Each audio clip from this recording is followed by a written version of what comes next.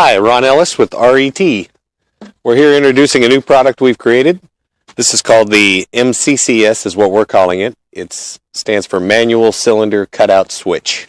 We designed this to test the electronic fuel injection engines to do a simple cylinder cutout test without having to use the expensive proprietary software that Caterpillar sells, the CAT-ET software. The switch is actually going to eventually be able to work on all models of diesel engines. We're starting it with the Caterpillar. It's a tool case, pretty durable. Should be able to ride around in the car or the service truck for as long as you need it. It's got a manual in it explaining everything about the switch and how to hook it up that I'm going to show you right here. Each switch is going to look the same. The harnesses are designed for whichever engine you order the switch for.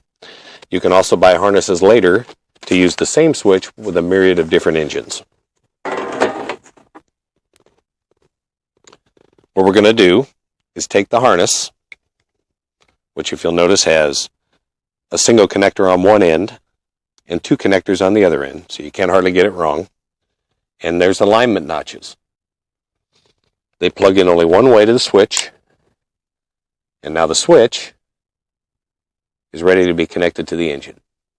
All we do, once we have this connected, is step over to the engine.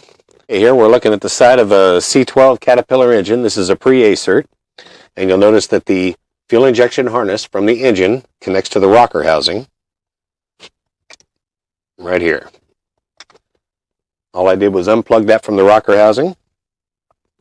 On the end of the harness with the two connectors, you have a male and a female. So you simply plug this in, and then this goes right back into the rocker housing of the engine. They both click in, and we're ready to do the test. At this point, the switch is ready to use. If no buttons are pressed on the switch, and they are spring-loaded, then the engine doesn't even know that the switch is connected. What happens is, once we start the engine, we'll be able to isolate one cylinder at a time. They're all numbered as to how they correspond with the engine. When you push one, you disable a cylinder. Release it, the cylinder fires again.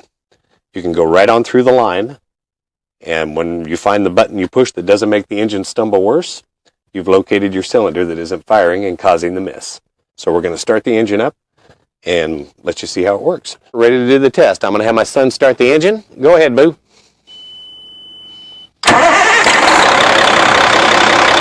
As you can tell, the motor is running normally even though the switch is connected.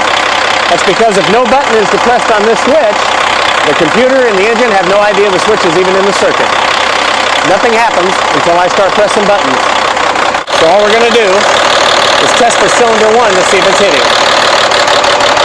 You can hear the engine miss, so we know cylinder 1 is functioning. That's cylinder number 2. That's cylinder number 3. Cylinder number 4. Cylinder 5. And cylinder 6. Now you can cut out multiple cylinders as well. I can take off 1 and 2 together, just like the Caterpillar ET software would do if you were running that test. 4 and 5.